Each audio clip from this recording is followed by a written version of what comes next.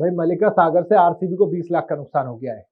दरअसल मल्लिका सागर ने एक गलती की थी जिसकी वजह से आरसीबी फंस गई है और उनको 20 लाख रुपए का नुकसान झेलना पड़ा है। आईपीएल के 17th एडिशन के लिए ऑक्शन चल रहा था।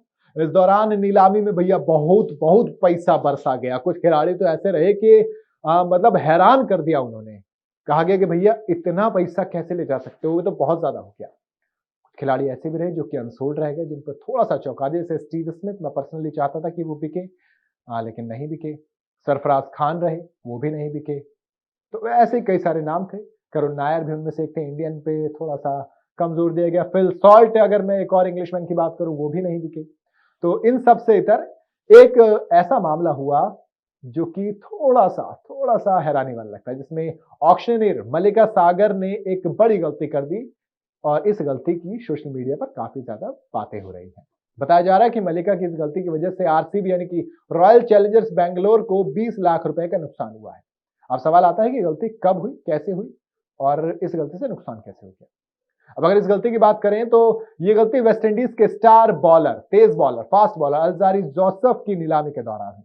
अल्जारी जोसेफ, जिनको आरसीबी ने खरीदा 11.5 करोड़ में, वो भैया अजीब सी, मतलब एक तो पहले मुझे वो शॉकिंग था आरसीबी का 11.5 करोड़ रुपए इस खिलाड़ी पर खर्च देना, और उसके बाद इसमें गलती भी कर देना, ये और ज्यादा मतलब होता है ना, एक तो करेला थाई कड़वा ऊपर से नीम पर चढ़ गया।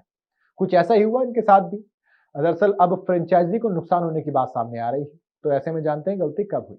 दरअसल ये गलती हुई है कैरिबे पेसर की बोली के दौरान। जोसेफ की बोली की शुरुआत उनके बेस प्राइस यानी कि 1 करोड़ रुपए से हुई थी। शुरुआती नीलामी में आरसीबी की टीम शामिल थी ही नहीं। बिड की शुरुआत सीएसके ने शुरू की, इसके बाद डीसी इसमें आ गई, फिर दोनों के बीच बिड वॉर शुरू हो गई। फिर जब बोली 3 करोड़ तक पहुंची, उसके बाद सीएसके ने अपने हाथ छोड़ दिए, ढीले कर दिए, नीचे कर दिए। भैया उन्होंने ये कर दिया, हमको नीचे रख लो। दिल्ली भी यहां से हट गई। फिर एंट्री होती है आरसीबी की और गुजरात टाइटंस की। दोनों के बीच टक्कर होती है और ये जंग आखिर तक जाती है। इस बिड के दौरान एक छोटा सा ब्रेक हुआ और इस दौरान फ्रेंचाइजी आपस में बातचीत करने, होता है ना, थोड़ा सा टाइम दे दीजिए सर हमको, 1 मिनट हम डिस्कशन कर रहे हैं। बातचीत करने लगे। बोली यहां पर 6 करोड़ 40 लाख पर रुकी हुई थी। अब ये ध्यान रखना, 6 करोड़ 40 लाख। इसके बाद जब बिड आरसीबी की करनी थी तो मल्लिका सागर ने 6 करोड़ 60 लाख की बोली लगानी थी। 20 लाख ही तो ऊपर जाना था, लेकिन उन्होंने ब्रेक के बाद अगली बोली लगाई तो वो 6 करोड़ 80 लाख बोल दिया, यानी कि 20 लाख पहले से प्लस कर दिए। इसके बाद वो आगे बढ़ती चली गई और आखिर में आरसीबी ने 11.5 करोड़ में इस खिलाड़ी को खरीदा। मल्लिका सागर की इस गलती की वजह से आरसीबी को 20 लाख रुपए का और नुकसान हो गया, क्योंकि वहां पर जो बीड 6 करोड़ 60 लाख होनी थी वो 6 करोड़ 80 लाख हो गई। खैर, ये बात दूसरी है कि भैया अब जब 11.5 करोड़ पहुंच गया तो फिर 20 लाख क्या ही देखना, मतलब आरसीबी को वो गेंदबाज चाहिए ही चाहिए था। मल्लिका सागर की बात करूं तो आईपीएल 2024 के ऑक्शन में एंट्री करते हुए उन्होंने इतिहास रच दिया था।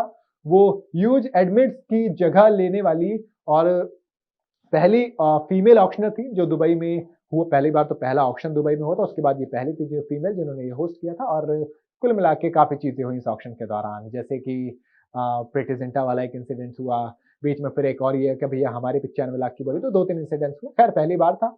आपको कैसा लगा इनका ऑक्शनर होना, मुझे कमेंट में जरूर बताइएगा। वीडियो अगर आपको पसंद आई तो लाइक और शेयर जरूर करें। जाते हैं तो चैनल को सब्सक्राइब करते हुए जाएं।